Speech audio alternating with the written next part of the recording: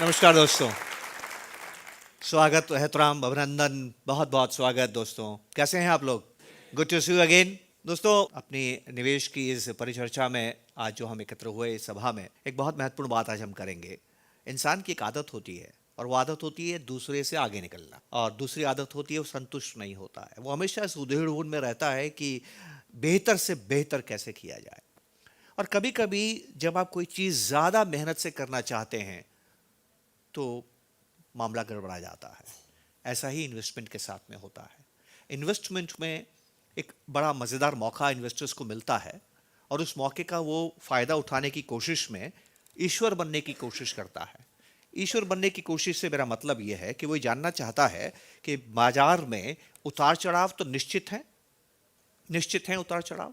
और जब उतार चढ़ाव निश्चित हैं तो मैं क्यों ना ऐसा करूं कि जब बाजार बढ़ने लगे तो यहां पर निवेश कर दूं, और जब बाजार गिरने लगे तो यहां पर मैं बेच दूं।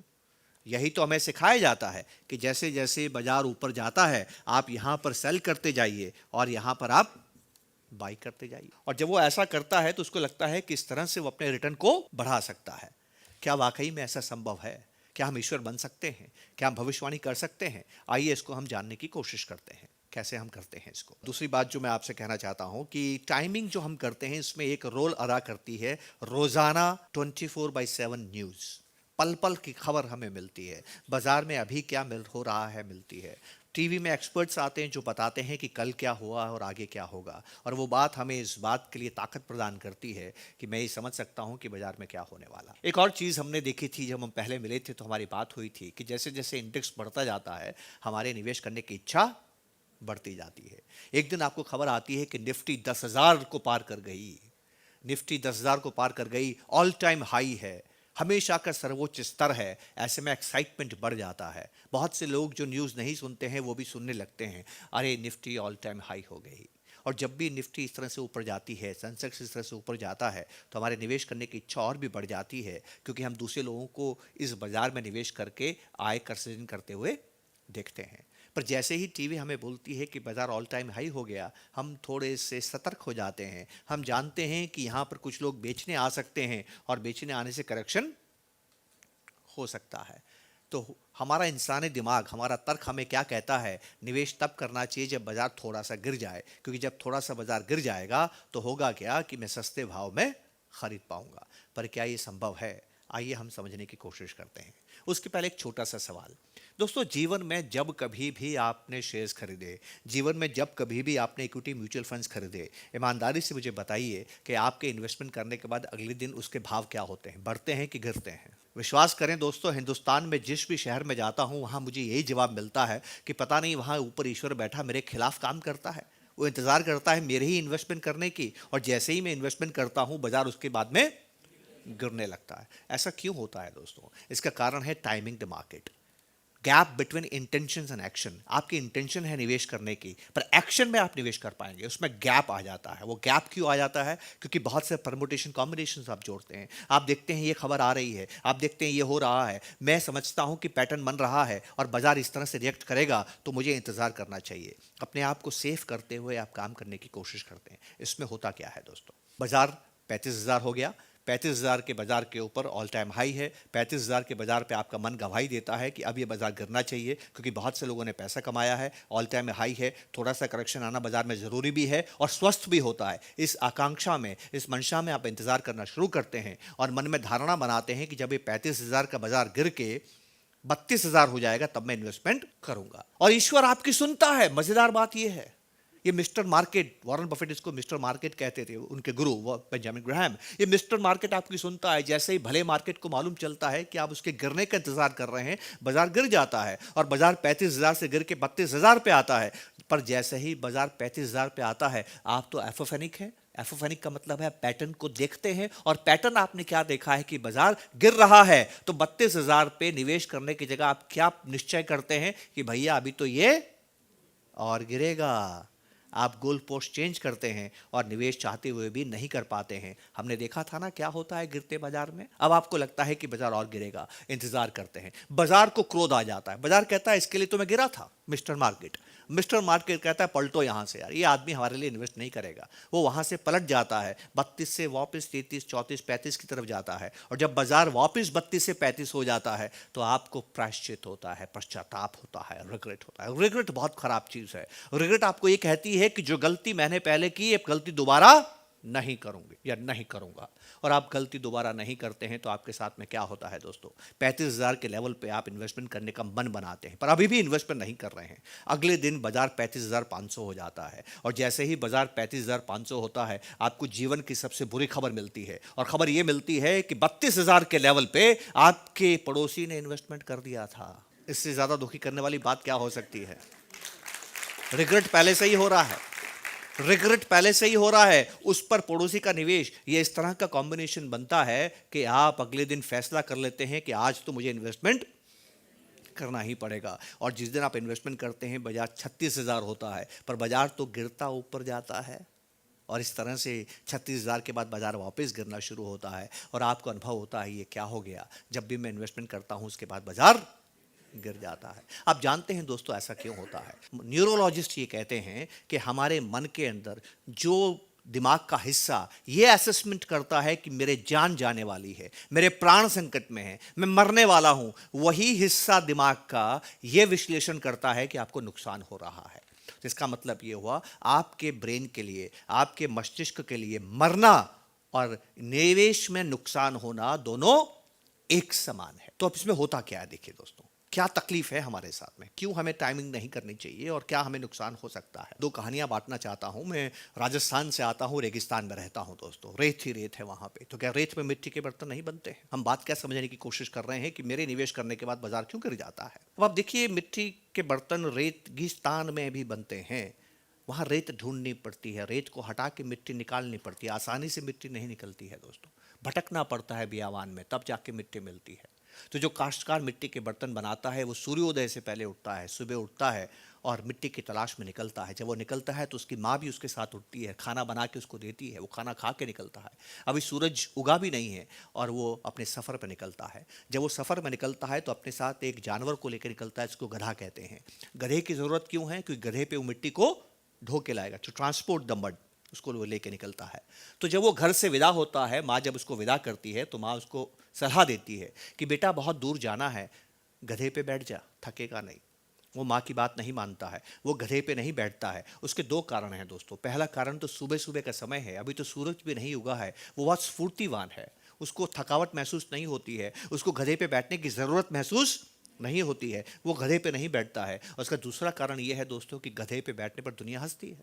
पुराने ज़माने में जब कोई अपराध करता था तो उसको सज़ा क्या देते थे, गधे पे बैठाओ और गाँव में घुमाओ, यही सजा होती थी। तो वो गधे पे नहीं बैठता है, वो गधे पे नहीं बैठता है, सफ़र शुरू करता है। रेगिस्तान में सूरज बहुत जल्दी उगता है, 6:30 बजे उग जाता है और 7 बजे तो ऐसी तपिश होती है जैसी दूसरे शहरों में 11-12 बजे होती है। 8 बजते बजते तो ज़बरदस्त सूरज गर्म हो जाता है। उसको मिट्टी तलाश करता है, 8 साढ़े 8 बजे तक मिट्टी मिलती है, रेत को हटाता है, गहराई से मिट्टी को खोद के निकालता है। डिहाइड्रेशन होता है, सॉल्ट खत्म हो जाता है, पानी खत्म हो जाता है, थकावट होती है, पास का पानी है वो भी खत्म हो जाता है। और ऐसे में जब वो गधे पे मिट्टी डालता है खोद के तो और थक जाता है। 10 साढ़े 10 बजे जब लौटने का समय आता है और वो अपने घर की तरफ लौट रहा होता है तो गाँव के लोग क्या देखते हैं, दूर से गधा आ रहा है, गधे पे ढेर सारी मिट्टी रखी है और मिट्टी पे बंदा बैठा है। जब ये घर पे पहुंचा तो घर पे माँ पूछती है, बेटा गधे पे क्यों बैठ गए, सुबह तो नहीं बैठे थे, जब मैंने सलाह दी थी तब गधे पे नहीं बैठे, अब गधे पे क्यों बैठ गए। तो मां को जवाब देता है, मां थक गया था। This is called physical fatigue. तो आपने 36,000 पे निवेश क्यों किया, that is mental fatigue. Regret और पड़ोसी के निवेश ने आपके दिमाग को थका दिया। फिजिकल फटीग में आप वो करते हैं जो थोड़ी देर पहले नहीं कर रहे थे, और मेंटल फटीग में भी आप फिर वही करते हैं जो थोड़ी देर पहले नहीं कर रहे थे। इस बाजार में, इस इंडेक्स में मैंने हर एक को बढ़ते बाजार में निवेश करते देखा है, करेक्शन के इंतजार करने के बाद में निवेश करते हुए देखा है। अरे दोस्तों, उसकी माँ ने क्या सलाह दी, अरे बेटा जब गधे पे बैठना ही था तो सुबह बैठ जाता। तो मैं भी सलाह इन्वेस्टर को यही देता हूं कि जब इन्वेस्टमेंट करना ही है, जब गधे पे बैठना ही है तो अभी कर दो ना, इंतजार क्यों करते हो। करेक्शन का इंतजार करोगे तो कुछ हासिल नहीं होगा, क्योंकि मैंने ये देखा है आपके इन्वेस्टमेंट करने के बाद ही बाजार गिरता है। मैं ये जानता हूं करेक्शन कब आएगा, करेक्शन तभी आएगा जब आप इन्वेस्टमेंट करेंगे, जब तक इंतजार करेंगे करेक्शन नहीं आएगा दोस्तों। पीटर लिंच नाम के एक महान फंड मैनेजर ने एक बात कही थी कि करेक्शन के इंतजार में जितना हमें नुकसान होता है ना, उतना करेक्शन होने में नहीं होता है दोस्तों। मार्केट टाइमिंग कभी किसी के समझ में नहीं आएगी। Time in the market is very important दोस्तों। और मार्केट टाइमिंग क्यों, अगर आपको ये समझ में भी आ गया कि बाजार में क्या होने वाला है, तो भी हम नहीं कर पाएंगे, क्योंकि हमारा ब्रेन का वो हिस्सा जो इस बात का विश्लेषण करता है कि नुकसान कहाँ होता है, वही प्राणों के संकट का विश्लेषण करता है दोस्तों। आप एक जंगल में जाते हैं, जंगल में 4-5 दोस्तों के साथ आप जाते हैं, अपने 5 दोस्तों के साथ जंगल में गए, आपके पास कोई हथियार नहीं है, अचानक से एक शेर सामने आ गया, आप क्या करेंगे? आपके पास में अब 2 इच्छाएं हैं, मैं शेर का सामना करूं कि भाग जाऊं। बाजार गिर गया तो आपका ब्रेन का वही हिस्सा विश्लेषण कर रहा है, बाजार गिरना मतलब नुकसान, नुकसान मतलब ब्रेन क्या कह रहा है, मर रहे हो आप, मरने जैसा डर बताता है आपको। तो गिरते बाजार में बहुत बार लोग क्या करते हैं, बाजार से भागने की कोशिश करते हैं, क्योंकि आप शेर का सामना भी तो नहीं करते हैं। इसी तरह से बहुत से लोग बाजार का सामना भी नहीं करते हैं। लेकिन जब आप भागते हैं तो आप क्या करते हैं, आपको लगता है कि अगर मैं पहले भाग गया तो बच जाऊंगा, क्योंकि शेर मेरे से तेज भागता है ये तो तय है, पर मैं अपने दोस्त से तो तेज भाग सकता हूं। तो आपका मन आपको क्या कहता है कि दोस्त से पहले भाग जाओ। तो जब बाजार गिरता है तब आपका मन क्या कहेगा, दूसरे पैसा निकालें उसके पहले मैं पैसा निकाल लूं। अब आप भाग के जंगल में कहाँ जाएंगे, जंगल तो बहुत बड़ा है। तो किसी ज्ञानी ने आपको कहा था कि पेड़ पे चढ़ जाओ, पेड़ पे आप सुरक्षित रहोगे। तो इन्वेस्टमेंट में हमें क्या बोला ज्ञानियों ने, ज्ञानियों ने यह बोला है कि एफडी सबसे सुरक्षित है। तो आप जो व्यक्ति इक्विटी म्यूचुअल फंड्स में आता है, इक्विटी म्यूचुअल फंड में नुकसान होता है तो रिग्रेट होता है, रिग्रेट होने पर मन क्या कहता है, अरे सुरक्षित जगह चले जाओ, और सुरक्षा कहाँ है, एफडी में है। तो व्यक्ति वापस एफडी में जाने की कोशिश करता है। एफडी में जाना वैसा ही है जैसा आप पेड़ पे बैठे हैं। अब देखिए ग्रीड एंड फियर साथ में काम करेगा और टाइमिंग नहीं हो पाएगी, समझिएगा इस बात को। 5 दोस्त है, पेड़ पे चढ़ गए, एफडी में बैठ गए, मतलब अब आप पेड़ पे कब तक बैठे रहोगे, जब तक शेर नीचे है। तो आप बाजार में दोबारा कब तक नहीं जाओगे, जब तक बाजार नीचे है। जब तक बाजार 2008 के लेवल का है तब तक आप वापस बाजार में नहीं जाओगे। आप पेड़ पे तब तक बैठे रहोगे जब तक शेर है। फिर शेर चला गया, धीरे धीरे शेर चला गया, अब शेर ओझल हो गया, शेर नजर नहीं आ रहा है तो दूर दर हो गया। अब बाजार धीरे धीरे बढ़ने लगा, 2008 की गिरावट वाला बाजार गिर के वापस 21,000 20,000 के पास आने लगा। आप क्या करेंगे, उन 5 लोगों में सबसे हिम्मत वाला लड़का नीचे उतरेगा, लेकिन बाकी लड़के होशियार हैं, वो कहते हैं देखते हैं इसके साथ क्या होता है। इन्वेस्टमेंट में भी आप यही करते हैं, इनको जाने दो, देखते हैं बाजार थोड़ा और बढ़ेगा फिर कंफर्म करेंगे कि बाजार बढ़ रहा है या बाजार नहीं बढ़ रहा है। और उनकी नज़रों में पहला लड़का जो नीचे उतरा वो चला गया। अब इनको लगा यार वो तो चला गया, उसके प्राण तो बच गए, अब हमें क्या करना चाहिए। दबाव बढ़ता है, दूसरा भी फटफट नीचे उतरता है, तीसरा भी फटफट नीचे उतरता है। इसमें सबसे डरपोक है जो अपने आप को सबसे बुद्धिमान मानता है, वो सोचता है इनको जाने दो, मैं देखूंगा इनके साथ क्या होता है, फिर मैं नीचे उतरूंगा। वो इंतजार करता है नीचे उतरने का बाकी लोगों के। बाकी लोग नीचे उतर के चले जाते हैं और आखिरी व्यक्ति जो नीचे उतरता है वो अपने आप को सबसे बुद्धिमान मानता है दोस्त। लेकिन वो ये भूल जाता है कि शेर एक जगह नहीं रहता है, घूमता रहता है। जो शेर चला गया था, जब तक वो नीचे उतरता है तब तक शेर के वापस आने का टाइम हो गया। बाजार में भी तो यही होता है।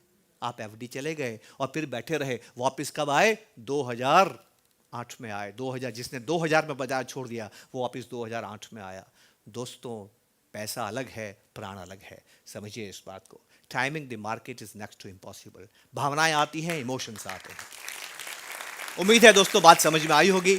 सबसे जरूरी चीज है जब पैसा हो निवेश करो।